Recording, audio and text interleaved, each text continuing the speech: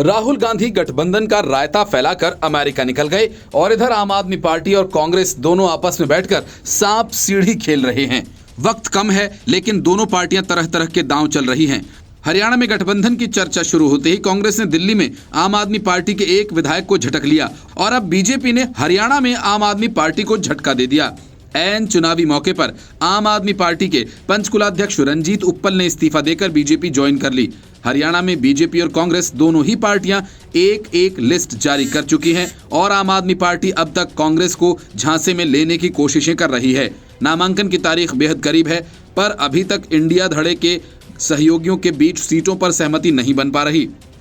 अब आम आदमी पार्टी ने इस मामले पर कांग्रेस पर दबाव बनाना शुरू कर दिया। आम आदमी पार्टी की तरफ से राज्यसभा सांसद सुशील गुप्ता ने कहा कि यदि सीटों पर सहमति नहीं बनती है तो हम अपनी तरफ से उम्मीदवारों की सूची जारी करेंगे।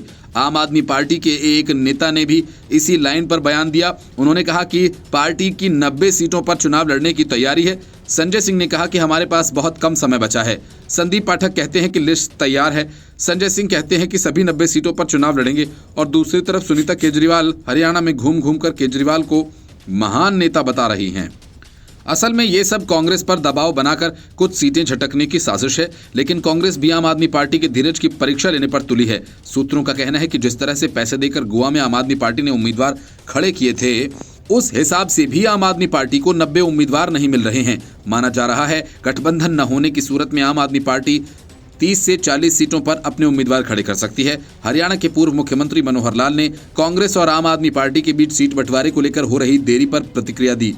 केंद्रीय मंत्री मनोहर लाल ने कहा कि इन लोगों ने अपनी हार स्वीकार कर ली है। आम आदमी पार्टी के पंचकुला जिलाध्यक्ष रंजीत उप्पल ने सोमवार को भारतीय जनता पार्टी ज्वाइन की। मुख्यमंत्री नायब सिंह सैनी ने उन्हें भाजपा की सदस्यता ग्रहण कराई। इस मौके पर राज्यसभा सांसद कार्तिकेय शर्मा भी मौजूद रहे। रंजीत उप्पल के बीजेपी में शामिल होने से हरियाणा विधानसभा चुनाव के बीच पार्टी को मजबूती मिलेगी। इसे आम आदमी पार्टी के लिए तगड़ा झटका कहा जा सकता है। उप्पल ने अपना इस्तीफा प्रदेश अध्यक्ष को भेज दिया है। रंजीत उप्पल ने अपने पत्र में कहा कि वे अपने पद पर नहीं रहना चाहते, इसलिए उन्हें पद से मुक्त किया जाए। आम आदमी पार्टी के एक सूत्र ने बताया कि दीपक बाबरिया और आम आदमी पार्टी के नेता राघव चड्ढा के बीच वार्ता जारी है। आपने 5 सीटों पर चुनाव लड़ने की इच्छा जताई। बताया जा रहा है कि आम आदमी पार्टी 10 सीटों की मांग कर रही थी, लेकिन सिर्फ 5 सीटें ही देने पर अड़ी है। चड्ढा बीते दिनों इस संबंध में जानकारी देने वाले थे, लेकिन उन्होंने कोई भी जानकारी देने से साफ इनकार कर दिया।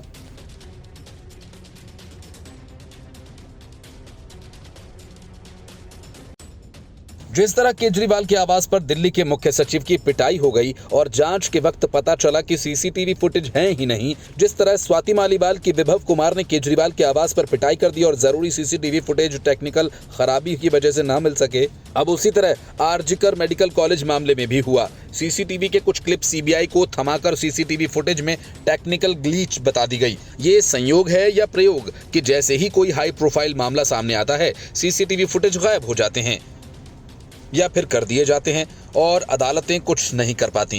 कोलकाता कांड में भी सीसीटीवी फुटेज में टेक्निकल ग्लीच आने की वजह से जानकारी कपिल सिब्बल ने सुनवाई के दौरान सुप्रीम कोर्ट को दी थी। आरजीकर मेडिकल कॉलेज और अस्पताल में 31 वर्षीय ट्रेनी डॉक्टर के साथ रेप और उसके मर्डर की सुनवाई सोमवार को सुप्रीम कोर्ट में हुई। ट्रेनी डॉक्टर का मर्डर 9 अगस्त को अस्पताल के सेमिनार रूम में हुआ था। इस मामले की सुनवाई मुख्य न्यायाधीश DY चंद्रचूड़ और न्यायमूर्ति JB पारदीवाला ने और मनोज मिश्रा की पीठ ने की। CJI चंद्रचूड़ की बेंच ने इस मामले में जांच की स्टेटस रिपोर्ट पेश करने को कहा। कोर्ट ने इस मामले में अगली सुनवाई पर फ्रेश स्टेटस रिपोर्ट पेश करने को कहा है। वहीं सीबीआई की तरफ से पेश हुए सॉलिसिटर जनरल तुषार मेहता ने कहा कि इसकी जांच होनी चाहिए कि सैंपल किसने लिए। इस पर सुप्रीम कोर्ट ने कहा कि अगली सुनवाई के दौरान आपके द्वारा जो सवाल उठाए गए हैं उस पर भी सीबीआई अपना जवाब दे। सिब्बल ने दावा किया कि पीड़िता का मृत्यु प्रमाण पत्र दोपहर 1:47 पर जारी किया गया था, जबकि उसकी मौत अप्राकृतिक रूप से पुलिस स्टेशन में दोपहर 2:55 पर दर्ज की गई थी। मुख्य न्यायाधीश DY चंद्रचूड़ ने दोनों समय सीमाओं पर स्पष्टीकरण मांगा था। CJI चंद्रचूड़ मामले की सुनवाई अगली सोमवार को निर्धारित कर रहे थे कि तभी कपिल सिब्बल ने कहा कि सर सोमवार को तो छुट्टी है, जिसके बाद कोर्ट ने मामले की अगली सुनवाई मंगलवार को निर्धारित की है। वहीं CBI की तरफ से पेश हुए वकील तुषार मेहता ने सवाल उठाया कि आखिर किस टीम ने मौका वारदात से साक्ष्य उठाए, इसकी भी जांच होनी चाहिए। सीबीआई ने जांच की स्थिति रिपोर्ट शीर्ष अदालत को सौंपी। पश्चिम बंगाल सरकार की ओर से पेश वरिष्ठ अधिवक्ता कपिल सिब्बल ने शीर्ष अदालत को सूचित किया कि विरोध प्रदर्शनों की वजह से 23 लोगों की मौत हो गई है। सीजेआई डीवाई चंद्रचूड़ ने सीबीआई द्वारा दाखिल की गई स्टेटस रिपोर्ट और मामले में चल रही जांच पर गौर किया। उन्होंने जांच एजेंसी को अगले वीक तक अतिरिक्त जानकारी के साथ कोर्ट में नई स्टेटस रिपोर्ट दाखिल करने के निर्देश दिए हैं। सीजेआई ने टिप्पणी की कि हम मंगलवार को मामले की सुनवाई करेंगे, देखते हैं अब क्या होता है। सीबीआई ये कर रही है, हम सीबीआई को उसकी जांच के बारे में मार्गदर्शन नहीं देना चाहते। सीबीआई की तरफ से तुषार मेहता ने सीआईएसएफ की बटालियन को रुकने की जगह न देने का मामला भी उठाया। उन्होंने कहा कि सीआईएसएफ की टीम को कैंप ऑफिस से आरजीकर अस्पताल आना पड़ता है, महिला जवानों को भी जगह नहीं दी जा रही। इस पर बंगाल सरकार के वकील कपिल सिब्बल ने कहा कि हमने प्रोवाइड करवाया है जो ये चाहते हैं। सीजेआई 3 महिलाओं की कंपनियां कहां रह रही हैं, इसके बाद कपिल सिब्बल ने वो जगह बताई यहां पर सीआईएसएफ की महिलाओं को रोका गया है। इस पर तुषार मेहता ने कहा कि ये जगह 2 हफ्ते बाद दी गई है। Bureau report, news of India. Kapil Sibal Mamata Banerjee के भतीजे अभिषेक बनर्जी की पैरवी कर रहे थे, लेकिन अभिषेक मनु सिंघवी अभिषेक की बीबी रुजिरा बनर्जी की, लेकिन ये दोनों ही मिलकर अपने मुवक्किलों को राहत नहीं दिलवा पाए। राहत तो दूर, सुप्रीम कोर्ट ने दोनों की याचिका ही खारिज कर दी। असल में कोयला घोटाला मामले में अभिषेक बनर्जी और रुजिरा बनर्जी दोनों ही ईडी के समन दर समन नजरअंदाज करते रहे और ईडी के सामने पेश होने से बचते रहे। इन दोनों ने सुप्रीम कोर्ट में ईडी के समन को चुनौती दी थी, जिसे सुप्रीम कोर्ट ने खारिज कर दिया। दोनों ने दावा किया कि कलकत्ता उसका सामान्य निवास स्थान है। उन्होंने ईडी के समन को चुनौती दी क्योंकि इसके लिए उन्हें नई दिल्ली में उपस्थित होना जरूरी था। जस्टिस बेला त्रिवेदी और जस्टिस सतीश चंद्र शर्मा की पीठ ने फैसला सुनाया। खंडपीठ ने 13 अगस्त को फैसला सुरक्षित रख लिया था। गौरतलब है कि अभिषेक बनर्जी ने ईडी द्वारा भेजे गए कई समन को नजरअंदाज कर दिया और इन्हें चुनौती देने के लिए शीर्ष अदालत का दरवाजा खटखटाया। बनर्जी ने सुप्रीम कोर्ट में प्रक्रियागत उल्लंघनों का हवाला देते हुए ईडी के समन पर आपत्ति जताई, जिसमें उन्हें नई दिल्ली में पेश होने का निर्देश दिया गया था। उन्होंने दलील दी, चूंकि prevention of money laundering act summon के संबंध में प्रोसीजर को स्पष्ट नहीं करता है, इसलिए क्रिमिनल प्रोसीजर कोड लागू होना चाहिए। इसके लिए उन्हें कोलकाता में जांच टीम के समक्ष उपस्थित होना होगा। एजेंसी ने पिछले साल जून में दायर आरोप पत्र में बनर्जी का नाम लिया था। ईडी के अनुसार स्कूल्स में नौकरी पाने के लिए टीएमसी नेताओं को भुगतान करने वाले एक व्यक्ति ने आरोप लगाया कि तृणमूल नेता कुंतल घोष को दिए गए पैसे सुजॉय कृष्णभद्र को दिए गए थे। सुजॉय एक युवा तृणमूल नेता थे जो अभिषेक बनर्जी के अखिल भारतीय तृणमूल युवा कांग्रेस के अध्यक्ष रहने के दिनों में उनके वित्तीय मामले संभालते थे। सीनियर एडवोकेट कपिल सिब्बल ने अभिषेक बनर्जी की ओर से दलीलें पेश की। रुजिरा बनर्जी का प्रतिनिधित्व senior advocate doctor Abhishek Manu Singhvi और गोपाल शंकर नारायण ने किया।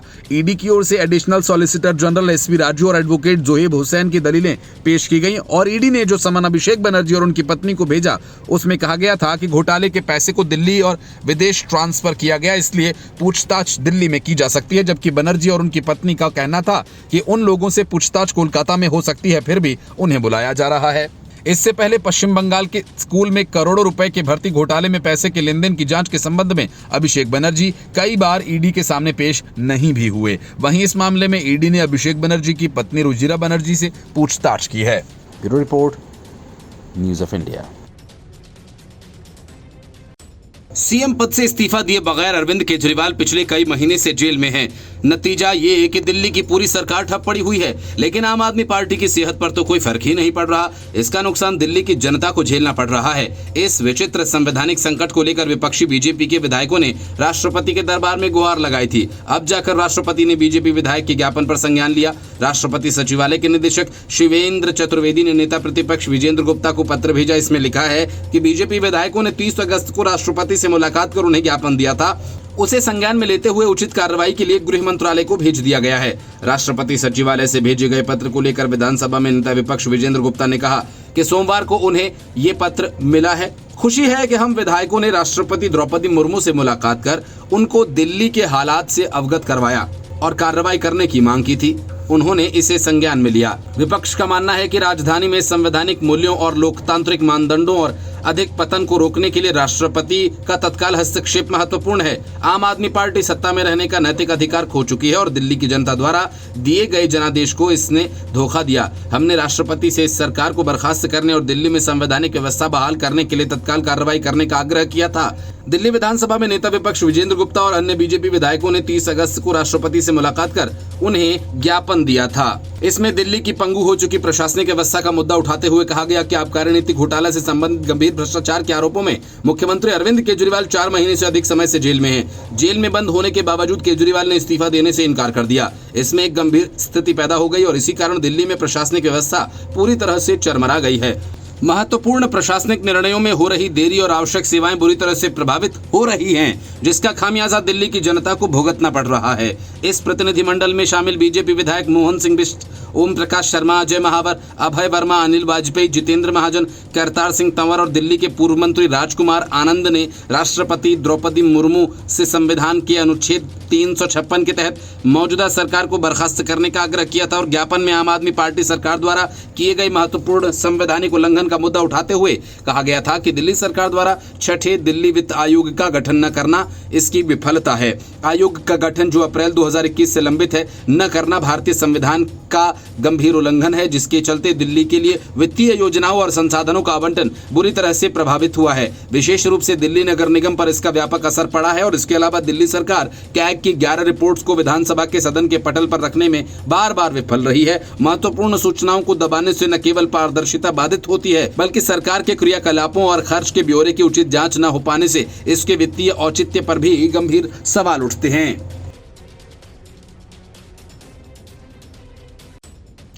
कोलकाता कांड के विरोध में टीएमसी के राज्यसभा सांसद जवाहर सरकार के राज्यसभा की सदस्यता छोड़ने के ऐलान से टीएमसी में खलबली मच गई है। वजह ये कि ममता बनर्जी को लिखे अपने पत्र में जवाहर सरकार ने जो गंभीर आरोप लगाए वैसे ही आरोप बीजेपी और विपक्षी दल अब तक लगा रहे हैं।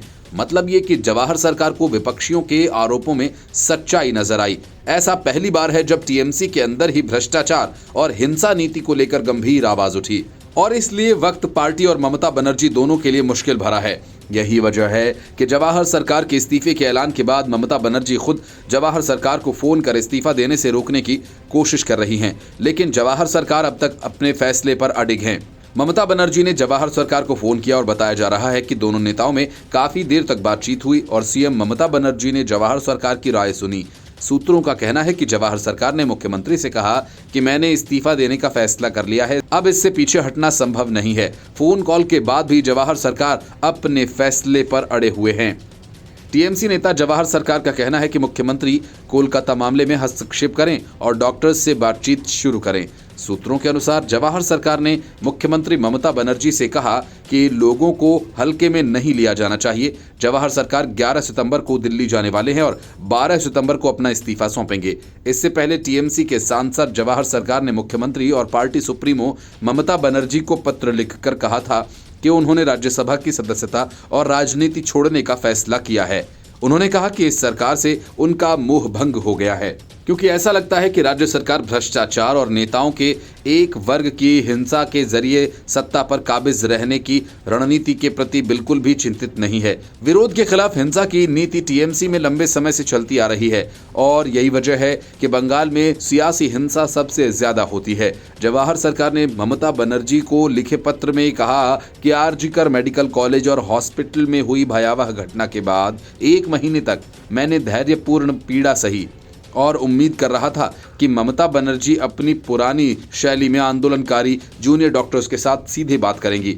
ऐसा नहीं हुआ और राज्य सरकार अब जो भी दंडात्मक कदम उठा रही है वो बहुत अपर्याप्त हैं और काफी देर से उठाए जा रहे हैं। जवाहर सरकार का ये पत्र ममता बनर्जी को आईना दिखाने जैसा है, जिसमें ममता बनर्जी की नीतियों पर बड़े और गंभीर सवाल खड़े किए गए हैं। ऐसे में सवाल ये है कि क्या ममता बनर्जी जवाहर सरकार की बातों पर अमल करेंगी? क्या वे भ्रष्ट नेताओं और हिंसा के सहारे सियासत करने वाले नेताओं पर लगाम कसेंगी? और सबसे अंत में ये कि क्या ममता बनर्जी अपनी उन नीतियों से पलट जाएंगी जिसके सहारे वे अब तक चुनाव जीतती रही हैं? क्योंकि हिंसा टीएमसी का सबसे बड़ा हथियार है जिसके सहारे वे विरोधियों को बुरी तरह से कुचलकर सत्ता पर काबिज हुई हैं।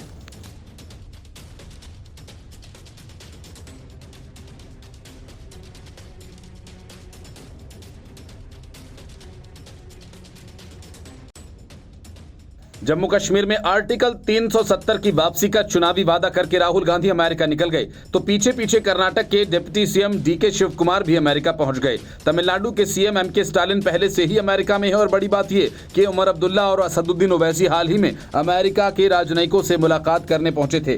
कांग्रेस राहुल गांधी के दौरे को आधिकारिक नहीं बता रही, लेकिन राहुल गांधी अमेरिका पहुंचते ही चीन की तारीफों के पुल बांधने लगे और भारत को कमतर बताने लगे। चीन की कम्युनिस्ट पार्टी के साथ कांग्रेस का गठबंधन है, दोनों पार्टियों के बीच समझौता है। हालांकि अब तक न तो कांग्रेस और न ही चीन की कम्युनिस्ट पार्टी ने इस बात का खुलासा किया कि दोनों पार्टियों के बीच किस किस्म का समझौता हुआ था, लेकिन उस समझौता पत्र पर राहुल गांधी ने ही कांग्रेस की तरफ से दस्तखत किए थे, जिसको लेकर मामला सुप्रीम कोर्ट में लंबित है कि एक देश की पार्टी दूसरे देश की पार्टी के साथ किस तरह का समझौता कर सकती है।